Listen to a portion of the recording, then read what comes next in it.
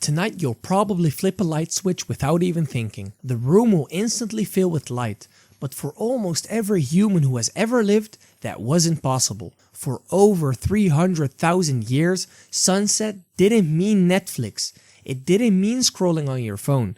It meant darkness so complete you couldn't even see your own hand. So here's the question. What did humans actually do every night? The answer completely changes how we think about sleep, civilization, and even ourselves.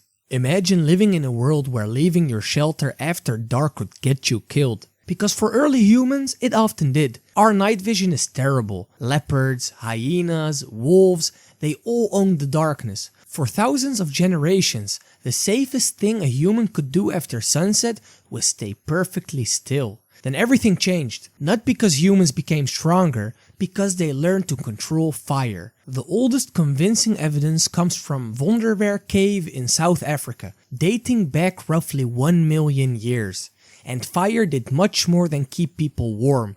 It gave humanity something priceless: more time. Think about it. Without fire, the useful day ended when the sun disappeared. With fire, suddenly people had 2, maybe 4 extra hours every single day. That doesn't sound like much, but over thousands of generations, those extra hours reshaped humanity. And what people did during those hours might surprise you. Anthropologist Polly Wisner spent years studying the Juhwansi people of the Kalahari Desert, whose lifestyle closely resembles how our ancestors once lived. During the day, conversations were mostly practical. Who's hunting? Where to find food? Who needs help? Basically, work. But when the night arrived, everything changed. Over 80% of conversations became stories, myths, jokes, adventures, stories about people who weren't there, places nobody had seen, things that never happened. Around the fire, humans stopped thinking only about survival. They started imagining.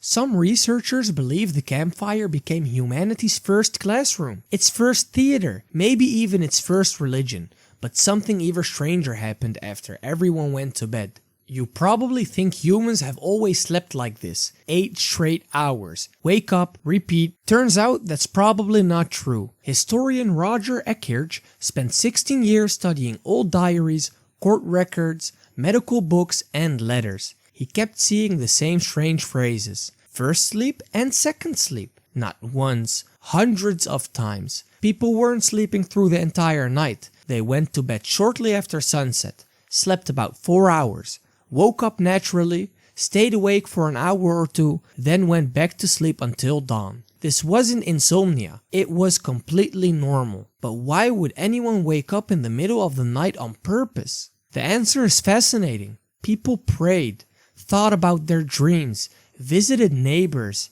read, wrote. Some doctors even recommended that married couples use this quiet period for intimacy because they believed it was the best time. The middle of the night wasn't considered a problem. It was simply part of being human. For centuries, historians overlooked these references because they assumed everyone had always slept like we do today. Then science stepped in. In 1992, psychiatrist Thomas Wehr ran an unusual experiment. He removed artificial light from volunteers for an entire month. Instead of today's short evenings, participants experienced about 14 hours of darkness every night. Nobody told them how to sleep. Nobody suggested waking up. Yet within a few weeks, every participant settled into the exact same rhythm. 4 hours to sleep, 1 to 3 hours awake, then 4 more hours asleep. As if their bodies already knew what to do. Like an ancient program had been waiting quietly inside them all along. And it got even stranger. During those peaceful nighttime hours, researchers measured unusual high levels of prolactin, the same hormone associated with deep relaxation and meditation. Participants didn't describe feeling bored or anxious. They described feeling calm, peaceful, almost dreamlike. It wasn't regular wakefulness. It was a completely different state of consciousness, one that most people today never experience.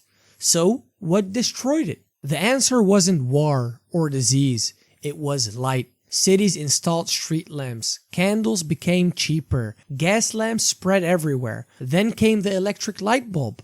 Within a single generation, the night that humans had known for hundreds of thousands of years disappeared. Today, most people stay under bright artificial light for 7 to 8 hours after sunset, especially the blue light from our phones and computers. Your brain doesn't know the difference between your screen and the sun. Light tells your body it's still daytime. Melatonin arrives later. Sleep becomes fragmented. Your internal clock slowly drifts away from the rhythm it evolved to follow. Researchers even found that after just 1 week of camping without artificial light, people's biological clock shifted back toward sunset. Just 1 week.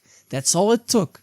Which raises an uncomfortable question. Maybe waking up at 2 a.m. isn't always your body failing. Maybe it's remembering.